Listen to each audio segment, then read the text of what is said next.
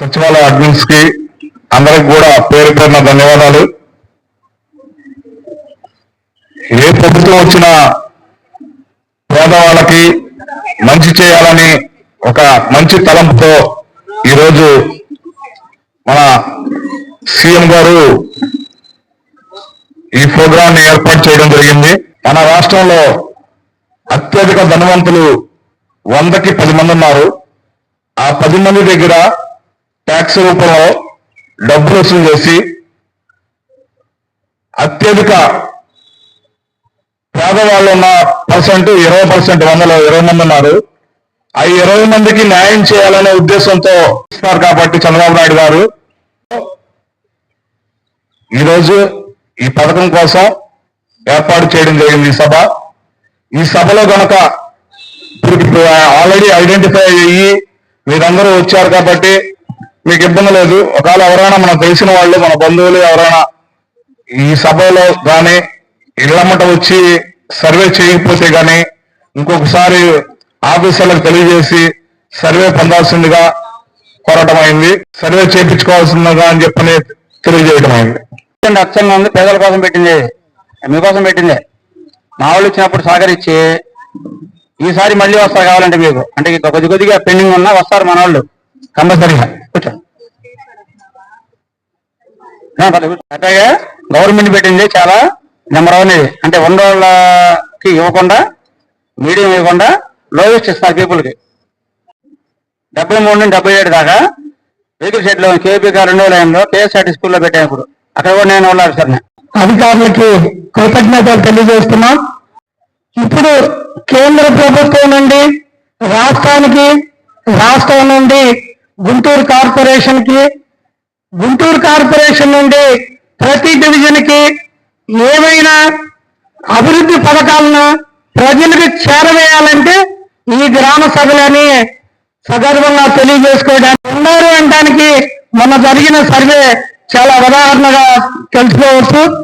ఎందుకంటే మనకు కనిపిస్తున్నది ప్రతి ఒక్కరికి ఒక ఇల్లు, తినడానికి తిండి, ఉండటానికి చక్కగా ఏదో విధంగా ఇలాంటి గ్రామ సభల్ని ఏర్పాటు చేసుకోవటం, ఆ గ్రామ సభల్లో మనం పాల్గొన్న తర్వాత ఏం జరుగుతుందో అనేది తెలుసుకోవడం చాలా ముఖ్యం.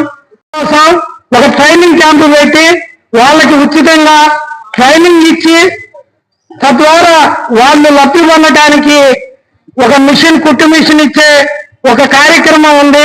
పేదవాళ్ళ కోసం ఇది, బీసీ, ఎస్టీ, ఓసీల కోసం ఇది ఏర్పాటు చేయడం అయింది. ఇది మీరు తెలుసుకోవాలి.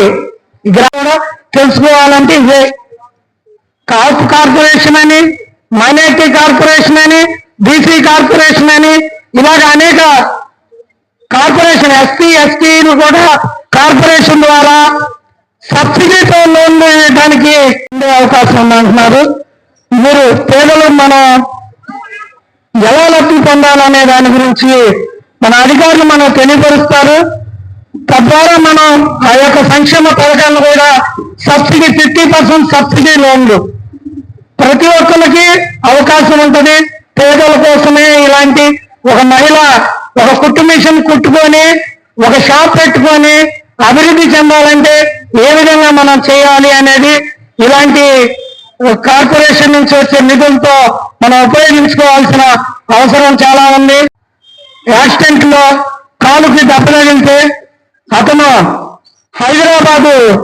గుంటూరులో ఉండే అతను హైదరాబాద్ లో దగ్గరలో యాక్సిడెంట్ జరిగితే అతను ఆరోగ్యం కోసం ఆరోగ్యశ్రీ, ఆంధ్రప్రదేశ్ లో ఆరోగ్యశ్రీ అంటారు, అక్కడికి వెళ్తే ఏ ఆరోగ్యశ్రీ లేదు మా దగ్గర, చేయించి అతన్ని ఆన్లైన్ కార్డుని తెలంగాణ రాష్ట్రంలోనే ఒక కరీంనగర్ జిల్లాలో యాక్సిడెంట్ అయితే అతని యాక్సిడెంట్ కోసం సుమారుగా 4 నుంచి 5 లక్షల మధ్యలో అతనికి ఖర్చు అయితే అది కేంద్ర ప్రభుత్వం నుంచి ఆయుష్మాన్ భారత్ కార్డు ద్వారా అతని ఆపరేషన్ కి అతనికి అయ్యే ఖర్చుని తెలంగాణ గవర్నమెంట్ భరించింది.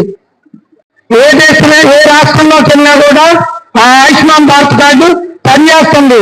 దయచేసి ప్రతి ఒక్కరు కూడా ఆయుష్మాన్ భారత్ కార్డును కూడా అందరూ కూడా ఉపయోగించుకుంటూ సభని విజయవంతం చేసినందుకు అందరికీ హృదయపూర్వకంగా, ప్రత్యేకంగా అధికారులకు హృదయపూర్వక ధన్యవాదాలు తెలియజేస్తూ సెలవు తీసుకున్నాం.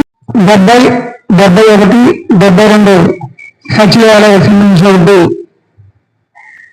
వార్డు సభకు ముఖ్య అతిథిగా వచ్చేటటువంటి మిమ్మల్ని అందరినీ ఇక్కడికి తీసుకొచ్చి ఈ కార్యక్రమాన్ని ఇంత బాగా చేసినటువంటి సచివాలయ అధికారుల గారికి, సెక్రటరీ గారికి, సిబ్బంది అందరికీ కూడా నా హృదయపూర్వక అభినందనలు.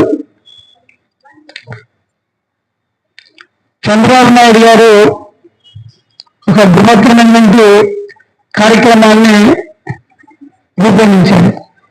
ఒక నవమైనటువంటి విజన్ స్వర్ణాంధ్ర 2047 అంటే 2047వ సంవత్సరం కల్లా భారతదేశ పటంలో ఆంధ్రప్రదేశ్ మొట్టమొదటి స్థానంలో ఉండాలి.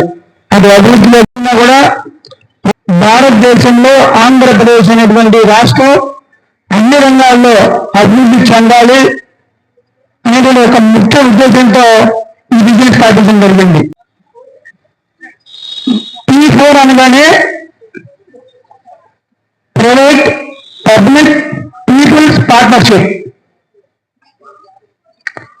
ఎక్కడైతే ప్రజలు అట్టడుగు స్థాయిలో అంటే వాళ్ళ ఇంట్లో ఏసీలన్నీ, అలాగే వాషింగ్ మిషన్, టీవీ ఇది కూడా లేనటువంటి పేదలు చాలా మంది ఉన్నారు.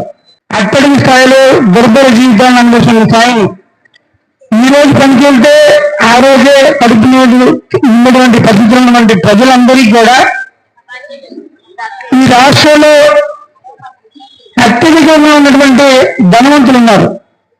మంచి మనసు ఉన్నటువంటి ధనవంతులు, భాగ్యవంతులు, వ్యాపారవేత్తలు వీళ్ళందరూ కూడా వాళ్ళలో ఉన్నటువంటి సేవ చేసే గుణాన్ని, దాతృత్వాన్ని ప్రభుత్వం స్వీకరించి ఎవరైతే బిలో పావర్టీ అంటే ఈ కడు నిరుపేదలు ఉన్నారో వాళ్ళకి అనుసంధానంగా ఎవరైతే ఆ 10% ధనవంతులు సహాయం చేసి అది ఆర్థికంగా కానివ్వండి, సామాజికంగా కానివ్వండి, వాళ్ళని కూడా వృద్ధిలోకి తీసుకురావాలి. వాళ్ళకు కూడా మెరుగైన సదుపాయాలు కల్పించాలి, వాళ్ళకి మౌలిక సదుపాయాలు కల్పించాలి, ఒక గొప్ప స్థాయిలో తీసుకురావాలనే మహోన్నతమైన కార్యక్రమం చంద్రబాబు నాయుడు గారు నిర్మించారు. అసమానతను తొలగించడానికి చంద్రబాబు నాయుడు గారు తీసుకున్న మహోన్నతమైన కార్యక్రమం ఇది. స్వర్ణాంధ్రలో మహోన్నత కార్యక్రమం ద్వారా క్షేత్ర స్థాయిలో ఈ సచివాలయ సిబ్బంది కానివ్వండి, అధికారులు కానివ్వండి, ప్రతి ఇంటికి వెళ్ళే ప్రజలు ఉన్నారో వాళ్ళందరినీ గుర్తించి రాబోయే రోజుల్లో అంటే చంద్రబాబు గారు రేపు ఉగాది రోజున ఈ కార్యక్రమాన్ని ప్రారంభిస్తా ఉన్నారు. ఉద్యోగాలు కానివ్వండి, లేకపోతే ఉపాధి కల్పించే విధంగా కూడా ఒక ఉన్నతమైన లక్ష్యంతో ఈ కార్యక్రమం రూపొందించడం జరిగింది. అందులో భాగంగానే మనందరం కూడా ఇక్కడ సమావేశం జరిగింది. ఇలాంటి చర్య జరుగుతుందని కూడా తెలియకపోవచ్చు. అలాంటి వాళ్ళకి వాళ్ళ ఇంట్లో ఫ్రిడ్జ్ కానీ, వాషింగ్ మిషన్ లాంటి లోనుగా లేకుండా ఒక ఈ రోజు మనం పనికెళ్తేనే మన కడుపులో ఉన్నటువంటి పేదలను గుర్తించి ఎక్కువగా మన ఏరియాలో కూడా చాలా మంది ఉన్నారు. చాలా మందిని మన వాళ్ళు ఈ మన సచివాలయాల్లో కొంతమంది మేము గుర్తించారు. ఇంకా ఎవరన్నా లేకపోతే మాత్రం వాళ్ళని దయచేసి మీకు తెలిసిన వాళ్ళు ఎవరైనా ఉంటే ఖచ్చితంగా సచివాలయ సిబ్బందికి తెలియపరచండి. నియోజకవర్గాల్లో 22వ డివిజన్ని రోల్ మోడల్ గా చూపిద్దాం. ఎందుకంటే ఈ డివిజన్ గురించి మన ఎమ్మెల్యే మాధవ్ గారి దృష్టిలో చెప్పాం.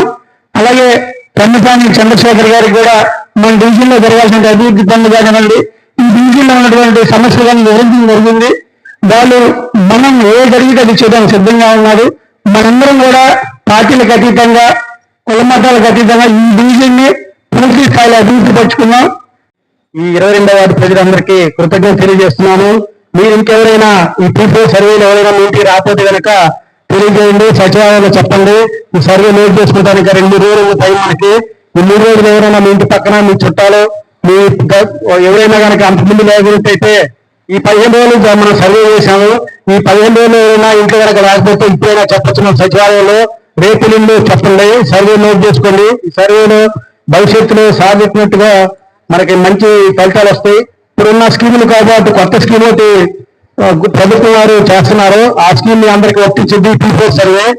కాబట్టి దయచేసి మరొకసారి అందరూ ఒకసారి ఇంటి పక్కన అందరితో మాట్లాడుతూ ఎవరైనా సర్వేలో కనుక రాకపోతే సర్వే చేర్చుకోవాల్సిన